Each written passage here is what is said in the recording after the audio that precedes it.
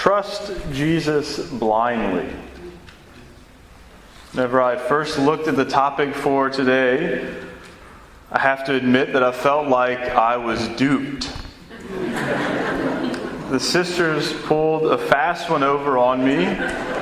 Or maybe Father Schumacher, because he was supposed to celebrate Mass tonight. I was supposed to have Tuesday. He's out of town, so we switched.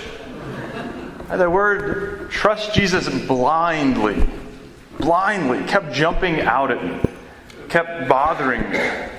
I spent my first 2 years as a priest on the UL campus at Our Lady of Wisdom in an intellectual setting when we constantly encouraged the students to learn their faith, right? To ask questions, to seek answers to those questions, to be formed well intellectually, to know it, to know what they believe. And in my 4 years as a priest, I have been more and more convinced with every day that goes by that we need to know our faith better. That so many people leave the Catholic faith because they either don't know what she teaches, or more likely, they don't know why she teaches what she teaches. To know what the Church teaches is important, but perhaps even more important is to know why the Church teaches those things. And so I was rather disturbed. How can I possibly preach on this topic? I was troubled. But then, thankfully, I realized that I made a mistake. First one I've ever made. The mistake was that I was misreading it, right? That the theme for today is to trust Jesus blindly. It's not believe in Jesus blindly. I trust Him blindly. These are two very different things, to trust and to believe blindly. Right? Our belief, our faith in Jesus cannot and should not be blind. Right? Our faith has to be real.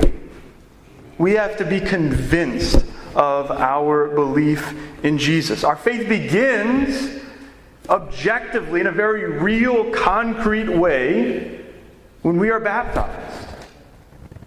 Right? Faith is imparted in us at our baptism. Comes to life in us. And our faith is nourished through our regular practice and participation in the sacraments. It's nourished by our daily prayer. It's nourished by our offering up our sufferings. It's nourished by faithful people around us. And our faith grows with knowledge. Right? I had been practicing the faith for some time whenever I went to seminary. I don't think I would have gone had I not been practicing it. But when I got there, and I opened up the scriptures and I opened up the catechism and I started learning about the faith, my prayer life skyrocketed. The more we know God, the more we can love Him. The more we know about His church, the more we can love her. And so our learning teaches us about Jesus, teaches us who He is. And it helps us, as St. Peter says, right, to be ready to give a reason for our hope. It helps us to be ready to explain to people why we believe what we believe and why they should follow us. And so we need that knowledge. Perhaps most importantly, after the sacraments, though, what's most important for our faith is a personal encounter with Christ. Whenever Pope John Paul II died, I remember sort of feeling like I should be sad, but I didn't know him well enough to really be sad. And so I said, I'm going to get to know this new guy. And so I started reading all kinds of things that the Pope Benedict was writing or had written. And I noticed something in all of his addresses as Pope, all of his audiences, all of his writings that came out, most of them, if not all of them, had one common thing in them. That they all talked about, at some point or another, this personal encounter with Christ. That's so important. Right? My mom and dad told me from the time I was born to the time I was about 13, everything about the faith. They told me about Jesus, but it didn't have an effect on me because I hadn't encountered Christ. Right? I'd heard about Him, but I didn't know Him. And the Holy Father saw that that was important, and so he stressed it over and over and over again. That we have to have this personal relationship with Jesus. Right? Because our faith is not based on a book. Our faith is not based on doctrines. Those things are important, but our faith is based on a God who became man for us. Right? That's where we get the book. That's where we get the doctrines. From that real event that God at a particular place and time in our history became man. That He died for us, that He rose from the dead, and that He lives today with us. Right? That has to be the foundation of our faith. That's a real thing. And so our faith cannot be blind. But that faith, set on the firm foundation of Jesus Himself, becomes the foundation for our trust.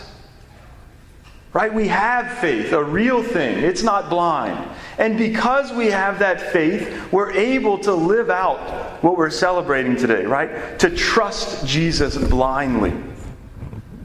I don't know about you, but I've been keeping up with the events in the church these past few weeks, and I'd be lying if I said that they didn't get me down. I found it very difficult to come here tonight. I found it very difficult to process up the aisle. I found it very difficult to walk over to the podium and preach. It's hard. And at times, I have to admit that there's those little whispers from the devil. Right? What's the point? You don't know what's going to happen. Just get out of it. Leave. But that's not trusting Jesus blindly. If we're here tonight, we have had a personal encounter with Jesus on some level. We have faith in Him. And so we're able to trust Him blindly. Because I don't know what's going to happen tomorrow. I don't know what's going to happen the next day or the next day. But I know for a fact that God became man, that He died and rose for me, that He loves me, and that He's going to take care of me. Does that mean that we're not going to suffer? Unfortunately not. In fact, Jesus guaranteed us that we would. Right? He said, those who want to follow me, come after me. It's going to be rainbows and butterflies. No, He said, if you want to follow me, pick up your cross. He didn't say to do it once. He said, every single day, pick up your cross and follow me. Right? He said, if they've done these things to me, they're going to do them to you. He's told us that it's going to be difficult. But He also has shown us what comes after those sufferings. Right? The resurrection. And so we who are a people of the resurrection, right? We are an Easter people, we say. We're able to trust Him blindly. I don't listen to a whole lot of pop Christian music, but there's one song that came coming up in my mind over and over again as I prepared for this homily. And the words that kept coming up were that I will walk by faith even when I cannot see. That I will trust Jesus blindly, not ignorantly, right? But blindly because I know that He is real, that He loves me, and that He is going to take care of me. Right?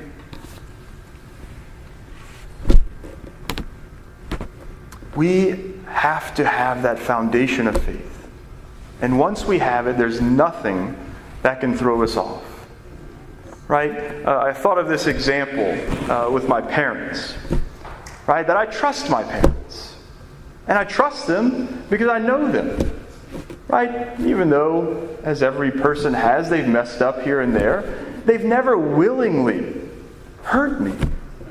They've never willingly done anything to lead me astray because they love me, right? I know this. And it's the same with God. If we have that intimate personal relationship with Him, we know that He's never going to do anything to lead us astray. But God has this amazing advantage over my parents, as wonderful as they are. He's God.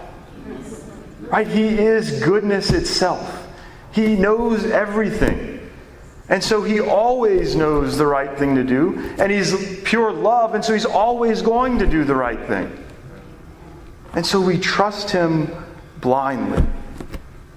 We trust Him blindly. And we do this out of love for Him.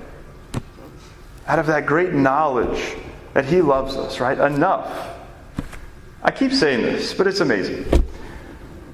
There was a theologian who wrote that said, we should not be able to read the Bible without constantly being amazed.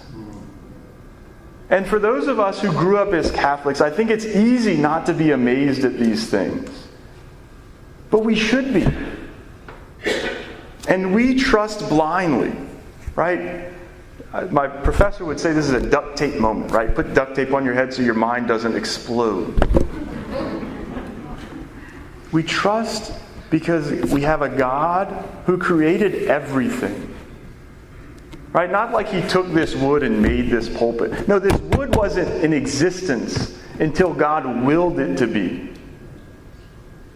We have a God who loves us enough to bring us into existence, to give life to our very bodies, who, when He saw us going astray, became man for us. Heads are exploding. Right? God became one of us. That He died for our sake, a gruesome, disgusting death, a humiliating death, and that when everything seemed lost, He rose from the dead. That's not a normal thing. And so we, my brothers and sisters, in the midst of our own personal darkness, in the midst of the darkness that we see in our world, in the midst of the darkness that we see in our church, we're able to come here tonight to celebrate the Eucharist, and to gain the strength that we need and the faith that we need to trust Jesus blindly.